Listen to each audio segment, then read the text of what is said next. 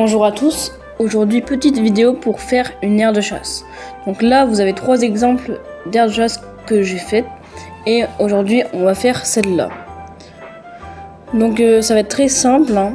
Ça coûte très peu cher, la seule chose que vous devez acheter c'est le plâtre. La boîte vous pouvez la procurer par exemple des boîtes de bonbons etc. Moi j'ai pris une boîte de ferro rocher. Et voilà. Après pour le décor je vais le prendre dans mon jardin, moi, donc des petites pierres et du bois, voilà. Bon là, je suis dans mon jardin, je cherche des petites choses sympas pour faire l'aire de chasse, des pierres et des petites branches qui sont jolies. Voilà, vous voyez des pierres comme ça, enfin après il faut les laver, mais voilà.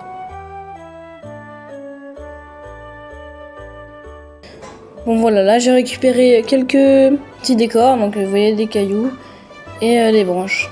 Donc voilà.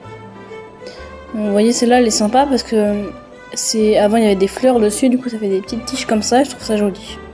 Donc voilà, bon je vais aller les laver et je les ramène.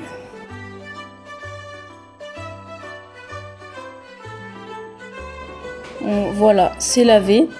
Maintenant il faut faire le décor un peu à l'avance de ce qu'on veut faire. Donc vous placez dans la petite boîte comment vous voulez faire le décor et je vous invite à prendre une photo pour vous en souvenir. Parce qu'en fait il faut pas faire le décor quand le plâtre est déjà dans la boîte parce qu'il sèche assez rapidement.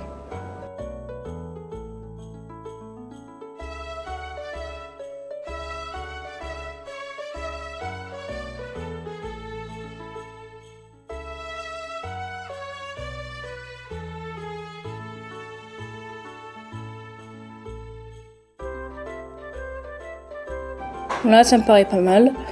Donc voilà, un petit caillou là pour faire un peu de texture, mais faut pas en mettre de trop pour qu'on puisse poser la nourriture et de l'eau.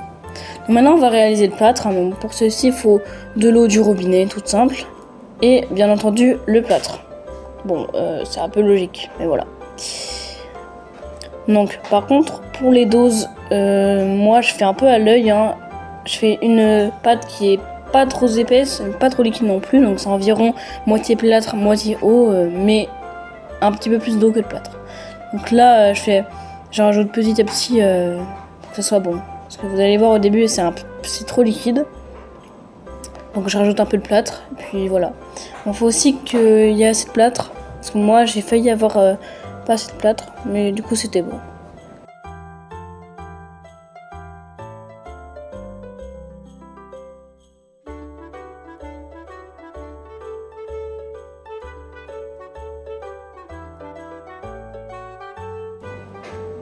Oui, cette texture est vraiment pas mal là.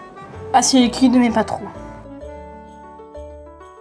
Maintenant on coule le plâtre et il faut se dépêcher pour mettre le décor parce que ça solidifie vite. Enfin vite, ça dépend de la texture qu'il a bien sûr, mais ça faut se dépêcher. Bon là, n'hésitez pas à tapoter comme ça pour bien le rendre égal. Ok. Voilà, là je place mes petits décors en fonction de la photo que j'ai faite. Et comme ça en fait je sais déjà à l'avance ce que je vais faire.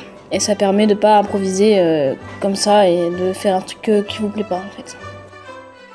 Enfin bon là je modifie un peu par rapport à ce que j'avais fait. Parce que là je trouvais que ça rendait mieux comme ça. Donc ça change un petit peu mais pas trop. Donc voilà. Parce que le plus important c'est faire un truc qui vous plaît à l'œil nu, hein, bien sûr.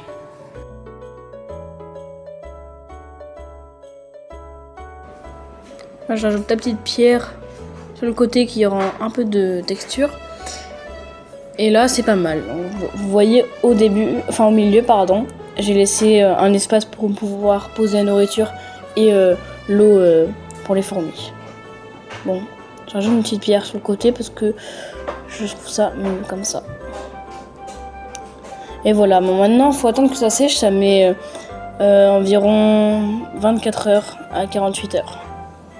Bon, aussi là, je rajoute un peu de sable, même si on voit pas trop, parce que ça donne une petite texture et j'aime bien. Bon, voilà.